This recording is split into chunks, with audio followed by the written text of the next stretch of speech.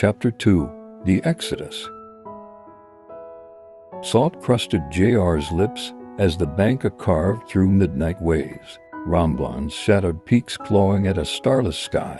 Behind them, Mindoro smoldered not just the Bahagan village, but the life he'd incinerated. Apayelig crouched at the prow, chanting prayers older than Spanish galleons, while Bahagan survivors huddled beneath frayed tarps, their eyes hollow with trauma. JR clutched his bandaged shoulder, the viper's phantom touch still coiled beneath his skin. Protector, the word mocked him. He'd saved 12 souls. Dozens lay buried in ash. A child whimpered, and JR flinched. My fault. The army would hunt them. The president's brother would silence them. And the priests. He saw his mother's face, kneeling at mass in Alcantar's whitewashed church, unaware her son was now heretic, deserter, king of snakes. Appa, he rasped. Ramblin has soldiers too. Police. My face is on recruitment posters. The elder didn't turn. Your face, he said softly, is now the face of a ghost. Let the sea bury it. Dawn bled across the horizon as they skirted Ramblon's northern cliffs. Alcantar's church spire speared the pink, light a beacon of everything. JR had betrayed. Apayelig steered them not toward the fishing docks, but to a fissure in the rock face, hidden by snarling sea figs. The cave of whispers, the elder murmured, where your great-grandmother hid from American patrols. Inside, the air tasted of wet stone and centuries. Faint carvings flickered in torchlight, a star, a shepherd's crook, a fish swallowing a crown. David's symbols, hidden in Ramblon's belly. JR traced them, the stone cold beneath his fingers. They knew. Fragments, Apayelig said, whispers passed mother to daughter. The full truth died with the last elder in 2020. He spoke your name with his final breath, Cousin Nero, the soldier who bleeds for the thorns. JR's knees buckled, not from pain, from the weight of generations waiting in darkness for him. For 3 days, they lived like cave dwellers. Bahagan women foraged limpets and seaweed. Men set crab traps in tidal pools. JR's wound festered. Fever dreams stalked him, Delgado's machete glinting, vipers weaving a crown for his head, a golden skull whispering. The mountain calls, air of sorrows. On the fourth dawn, Apayelig pressed a pouch of bitter seeds into his hand. Climb Mount guiding. Find the spring where the first rain fell. Fast, pray, let the mountain scour you clean or break you.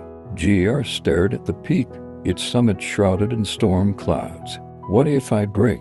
The elder's eyes were flint. Then David's line dies here, in a sea cave, and the world drowns in the siblings' greed. The ascent was crucifixion. Thorn vines lashed his arms. Granite slopes gashed his boots. Halfway up, monsoons hit not rain, but liquid fury that turned paths into torrents. JR crawled, fingernails tearing on wet rock. He hallucinated, his army platoon jeering. Cardinal Luis Antonio intoning Latin condemnations. The tycoon's laugh echoing in thunder.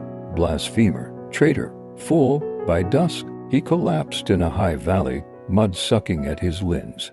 Above, the summit vanished behind bruised clouds. Meet your God in the high places, Apayelig had said. JR screamed into the gale. Where are you? Show me or let the rocks bury me. Lightning answered a searing fork that split a century old. Balik 3 yards away. Not fire, but gold bled from the charred wood, forming a dripping, skeletal hand pointing. Higher. Day 7. Hunger gnawed his stomach raw. First sandpapered his throat. He found the spring a mere trickle down mossy stone.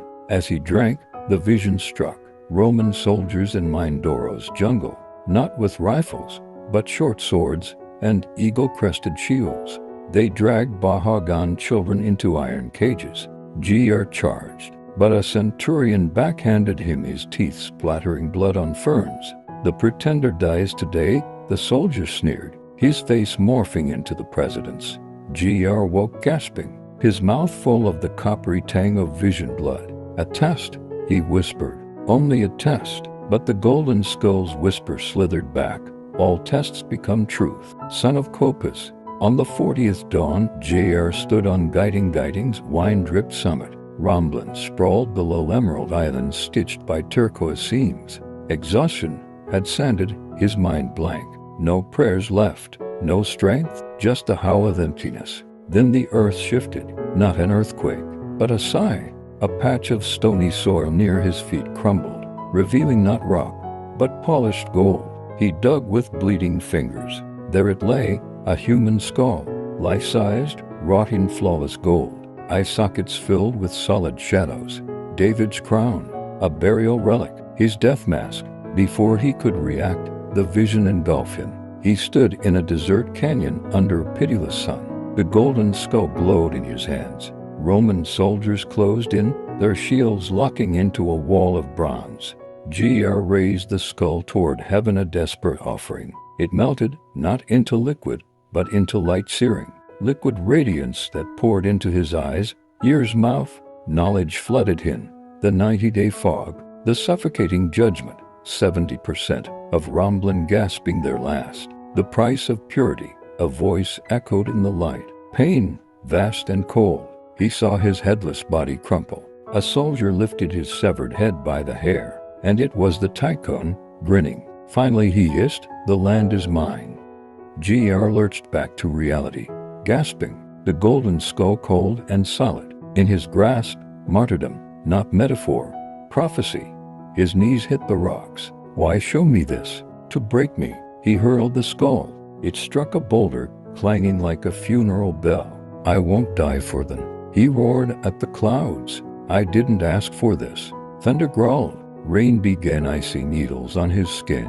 First, sudden and desperate, clawed his throat. He stumbled downhill, following the sound of water. He found the stream, a silver ribbon in a moss-choked ravine. JR plunged his face into it, drinking like a parched animal. As he lifted his head, dripping, the sky exploded. Not thunder, lightning. A bolt struck a towering coconut palm 10 paces away. But it didn't shatter. It transformed. Flames erupted, not orange, but blinding white gold, consuming the fronds without consuming the wood. Within the fire, a voice spoke. Not sound, but vibration in his bones, his blood. JR Augusto, son of the hidden branch. The skull you saw is your obedience. The sword is your sacrifice. In 90 days, the fog will descend on Romblin. IT will separate breath from breath, the faithful from the rotten. 70% will choke on their greed. 30% will build my ark. Martyrdom is the seed, not the end. Through your blood, the 300 will rise. Now stand, walk, unite the 12. The judgment begins at your homecoming.